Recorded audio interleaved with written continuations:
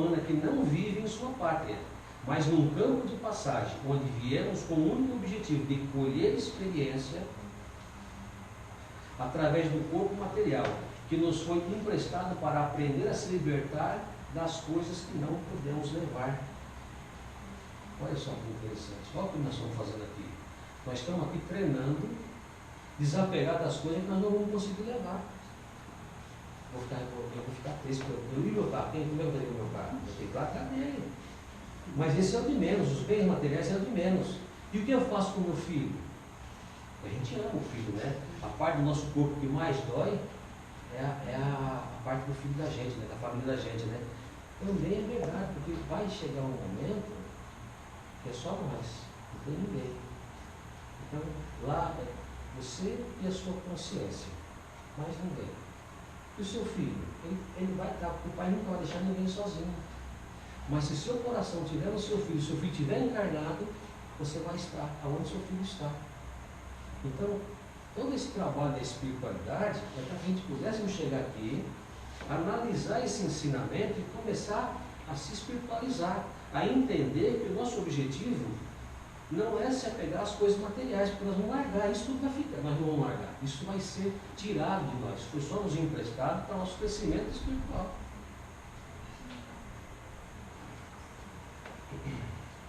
Todo verdadeiro discípulo do Cristo se considera um imigrante do além.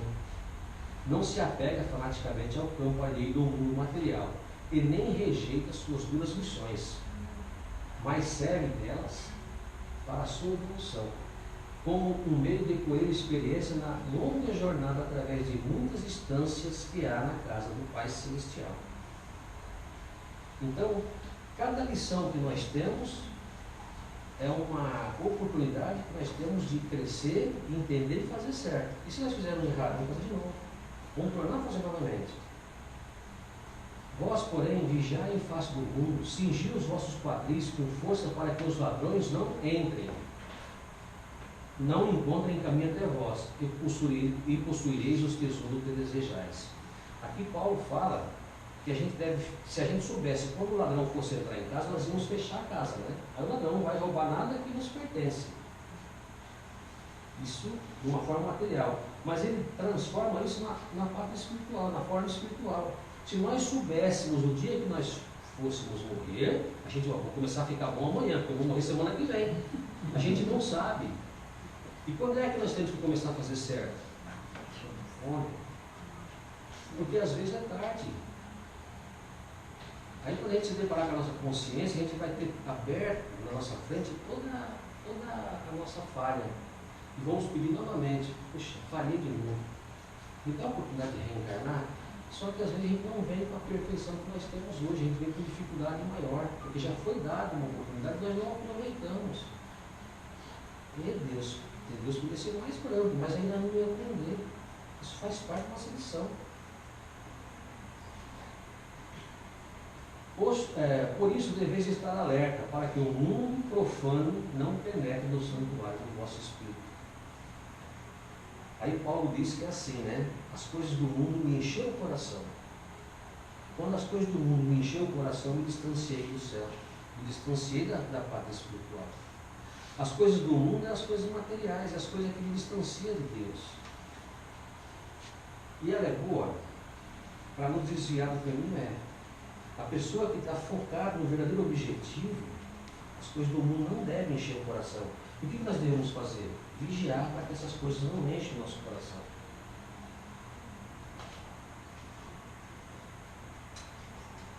Ele diz assim, estar de quadris cingido e estar pronto para a viagem, disposto para partir a qualquer momento. O regresso do exílio terrestre à pátria espiritual, com a rica colheita da experiência. Então nós devemos, ele nos orienta que nós devemos viver pronto para partir. Aí eu pergunto para vocês, se a morte chegasse aqui agora, quem está pronto para ir? Nem brincando, nem eu, porque eu quero ver 300 anos. Mas tem jeito de ver 300 anos? Não tem. Mas e se ela chegar? Porque vai acontecer. E se ela chegar, eu vou fazer o quê? Eu vou me desesperar? Aí nós vamos encher as filas do centro espírita, né? Para vir aqui, receber orientação e ser encaminhado. Mas nós não precisamos mais encher a fila do centro espírita, porque nós estamos recebendo já encarnado. E quando a morte chegar? E não é só vocês não, tá, gente? A gente que lê muito o livro espírita, vive a espírita, e a gente tem dificuldade. Como é que eu faço? Então a gente tem que viver pensando nisso. E se amanhã eu não acordar mais com o corpo físico, o que eu vou fazer?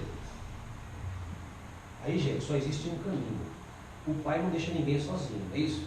Segue em frente a sua jornada. E os que ficam vão ser amparados pelo Pai. Ah, mas eu fiz tudo errado. Consequência que você vai ter que colher.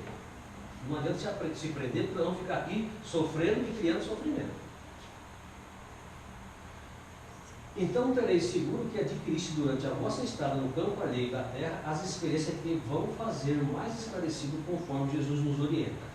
Tendo essa visão de maturidade, que quereis ficar em terra alheia quando é chegada a hora da vossa partida para o regresso à querência do além. Então a gente vai desencarnar e quer continuar a ficar aqui, quando na realidade nós tínhamos que ir para lá. Aí ele fala que morrer é tão natural como viver. Morrer é tão natural quanto nascer. Ou seja, nascer e morrer é muito próximo do. Quando nós estávamos lá também, quem ficou lá sofreu com a nossa vida para cá. E a gente está aqui, a gente está aqui, quem vai ficar aqui vai sofrer com a nossa vida para lá. Gente, isso é natural. Mas eu ainda tenho dificuldade. Mas eu já sei que a gente tem que começar a trabalhar esse sentimento. Porque é esse sentimento que vai nos prender aqui e vai nos criar problema de evolução. Olha que legal que o Paulo passa para nós. Segundo Paulo, ele psicografou no livro Lucidade, ele, depois que ele desencarnou, ele saiu visitando todos os lugares que ele fez a pregação para ver como é que o pessoal estava se comportando conforme o ensinamento que ele tinha passado, né? Olha o que ele conseguiu ver e passar para nós. Notei que as almas evangelizadas na fé cristã, ao se desprenderem do corpo pelo fenômeno da morte, deferiam um voo em direção a determinados planos espirituais, graças à luminosidade incrustada pela sua crença e na fé da doutrina de Jesus. Então a pessoa evangelizada trazia uma luz própria quando desencarnava, porque já tinha um certo entendimento que facilitava a chegada no mundo espiritual. Aí vocês pensam que essa é a parte melhor? Olha o que ele acaba de falar aqui.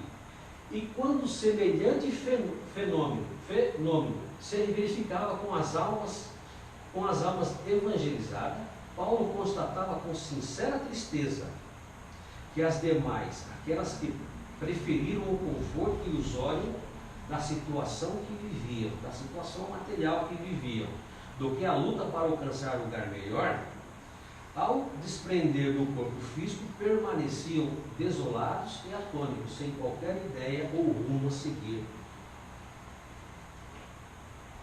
Em outra observação, constatou que a luminosidade apresentada pelas almas evangelizadas e fiel na fé cristã, funcionava ao desencarnarem como elemento de atração ao chamamento de entidades afins, que elas se aproximavam instantaneamente e as acolhiam para juntas se desprenderem da face da terra em direção a um novo plano de vida, ao passo que tal assistência não ocorreriam aquelas que desencravam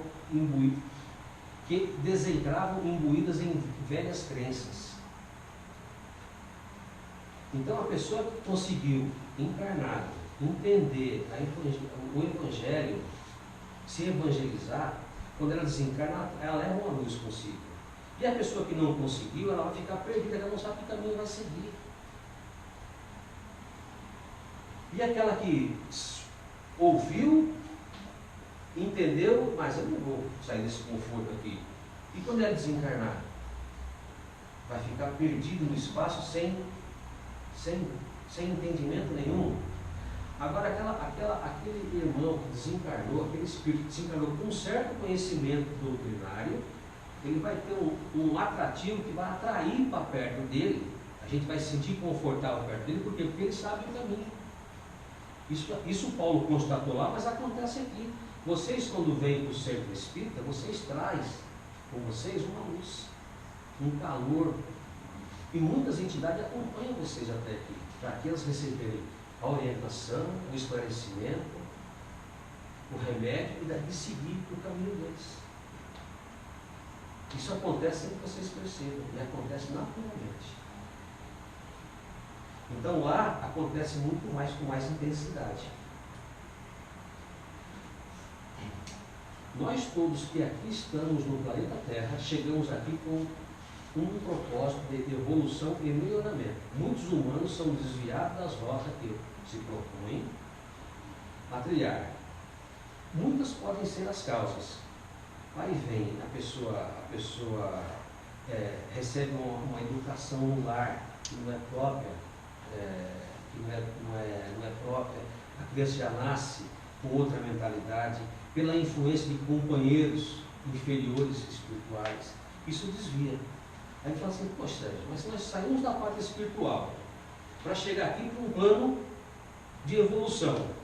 E eles me desviam, não tem um remédio para isso? Vocês poderiam perguntar isso, né? Eu perguntaria, eu vou chegar lá sem nenhuma defesa? Existe uma defesa? Existe uma defesa muito forte. Um meio seguro de não desviar nós do caminho, do nosso propósito, de não desviar nós do nosso objetivo, que é entender melhor Jesus, é evoluir, é se evangelizar. A nossa arma é a oração sincera e diária feita a Jesus, feita a Deus indistintamente.